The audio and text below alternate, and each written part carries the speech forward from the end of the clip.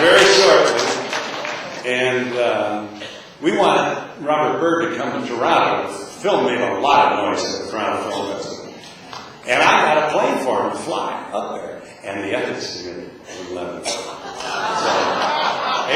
Abramoff lives. Hey, that's Steve wants to throw your question. Yes. Same odds like here. Do you think more Americans will support Bush being arrested and actually going to prison after seeing the film? Well, possibly so. The film does. Ellen and I do Q&As after a lot of them. I've been everywhere, and she goes, but she did a lot of them.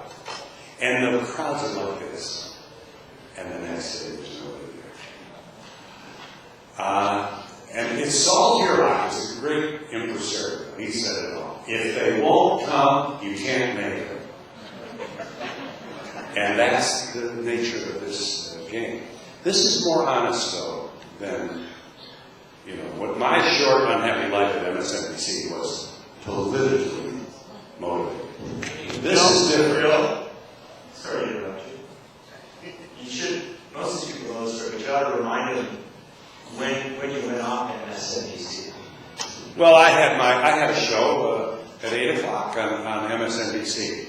By the way, we didn't burn the town down, but many nights we were the leading show on MSNBC. We were the tentpole for the evening. And the pressure started. We had to have 2 conservatives for every liberal. This is the truth. I was considered 2 liberals.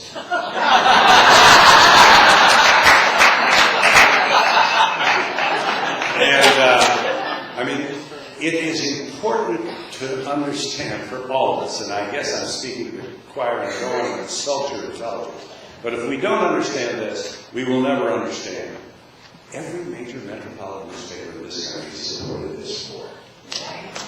If we ever needed evidence of the destruction of corporate media on our democracy, that is it. It's unbelievable.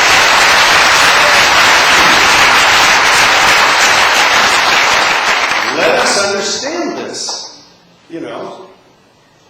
Being against the war in October 2002, if you had a show, was not good for business. If you're a Republican member of the board of directors of News Corp, General Electric, Time Warner, pick a Leviathan, you don't want to scold on your channel. When the president is running up the war, you're criticizing our president while he's sending our young men and women to... You don't love America, you don't love God. They have God, by the way, and we didn't. It's amazing what they have done to marginalize the so-called progressive. Liberal is the word, the political idea that they're not seeing saying. If you're a media person and the rumor starts, your network is liberal, you panic. It can literally influence the price of your stock, which is the coin of the realm. It is the first thing the CEO thinks about when he gets up in the morning and the last thing at night. And if you could be funny in October 2002 and be against the war. Frank was against the war. Imus was against the war. David Colbert. If you were, oppose this war, but don't. You couldn't be serious and do it. And I can't get over how naive I was. I thought people would watch me because I was different. We were opposing the war. I thought people that hated the position would watch. But we never really got a chance. Before the invasion, we were gone. By the way, you can Google the memo that was leaked to the New York Times. The New York Times published the memo. Donahue's anti-war voice is not going to work against the flag waving on the competition. So NBC News paid a consulting firm to tell them what to report. So news is news items are chosen not by their news value, but by how much you care about it.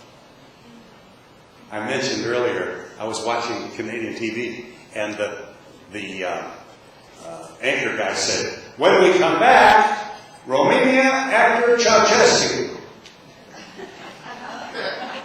And I thought, I will never hear Brian Williams say that.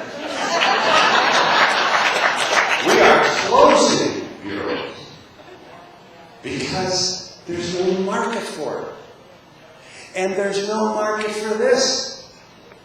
There's no market for the anti-war voice while the president... There are millions and millions of people who believe that if a president calls a war, you have to shut up and sing. They believe this in their heart. And we're trying to say, hey, you send a lot of young people to die on foreign battlefields for our way of life. Free speech is at the center of that way of life. If you're not going to use it, stop wasting their blood. We'll get us a Mussolini and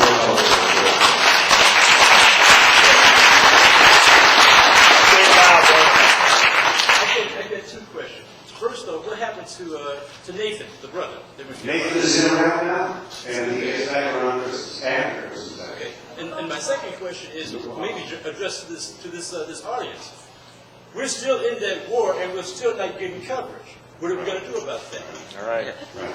Thomas tells me that he sits there in his wheelchair at home, and I hope I didn't tell this story. He's watching television, and the whole screen is Britney Spears getting into the limo, out of the limo, the flash bulbs, and along the crawl at the bottom of the screen, it says 5 Americans killed yesterday in Americans. We have lost interest in this war. The shout shows have been overtaken by the political year, this wild political year. People can't find a good job after graduating from college. Diesel fuel is $4.50 a gallon. It was $2 a year, $2.50 a year ago. Truckers can't make a dime. People are losing their houses. So, how do you can't waterboard an American for not being focused on this. First of all, he's not seeing the pain. This is below the radar, the most sanitized war ever, and I got a tax cut. And I'm supposed to be worried about this war? Hey, I'm sorry, but I live in this war. It's really a tragedy. I mean, how'd you like to be dealing with this? And nobody knows what's happening. Nobody knows. And this is multiplied 25,000 times over. That's how many serious injuries, catastrophic injuries, have come home from this war. Let's take this woman up there standing up. Can you say as loud as you can? My husband, who's older than I am, is a veteran from World War II. And after the invasion of Iraq, before the invasion of Iraq, he wrote President Bush and said, don't do that. He wrote him a couple of times.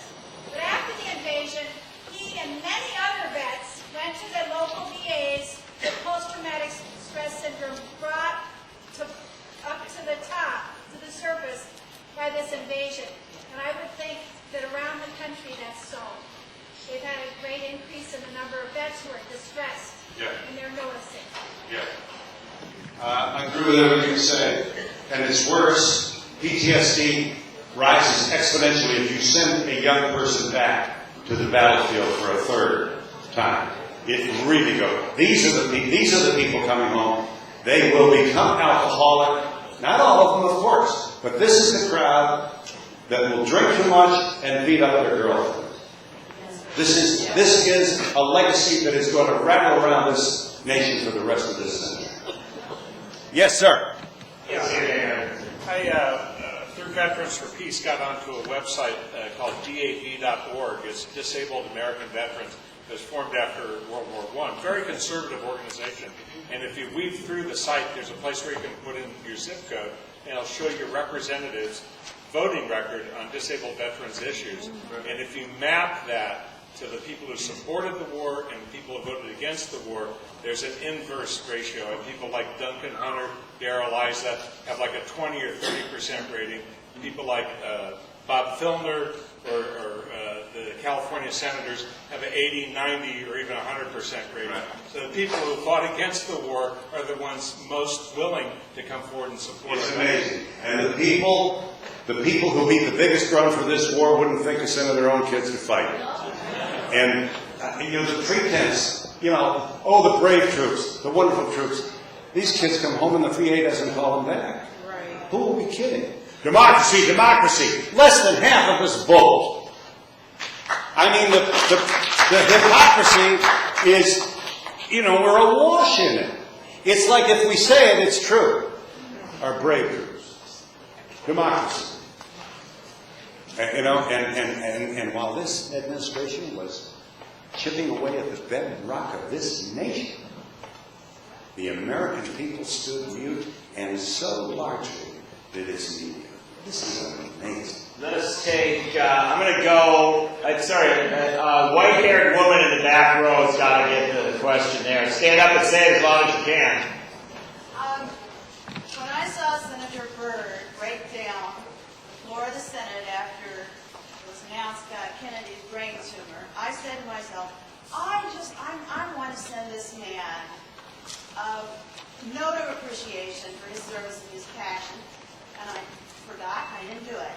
I'm not going to forget now, and I invite everybody else in this room, it doesn't take but a minute, just to say, your appreciation for this man. Thank you. He is out of the hospital. He got an infection the first time he went to the hospital. He's out now, and he's home. And they expect him back. He's been on the floor since his last hospitalization. But then he had to go back. But I think he's on the mend. Yes, sir. Bill, hold it. Sorry. You're only 72, right? Yes, I'm 72. So you got to do 3 terms in the Senate.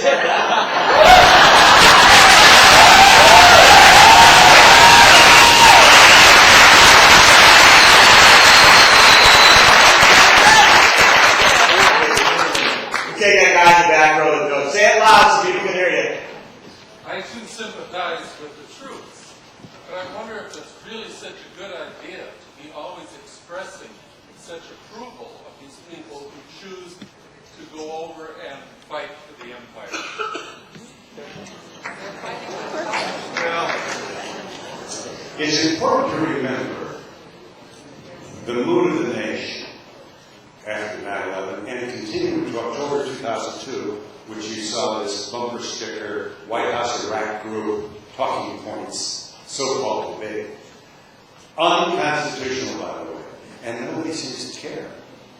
This is not what the framers, up or down, Congress, come on, up or down. Haven't done it since the early 40s. And we're saying we're going to let them do it.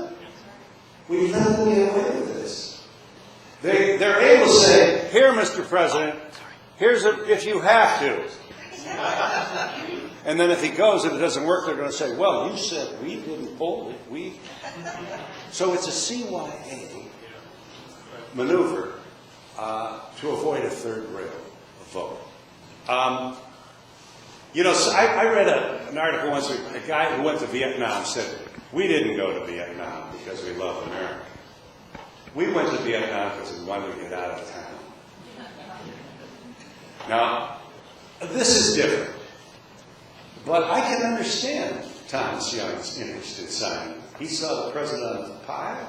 Who were these bastards anyway? He wanted to get them just like everybody in America. So it's hard to criticize him for signing up. But it calls our attention to the reality that working class and poor people are the people who sign up.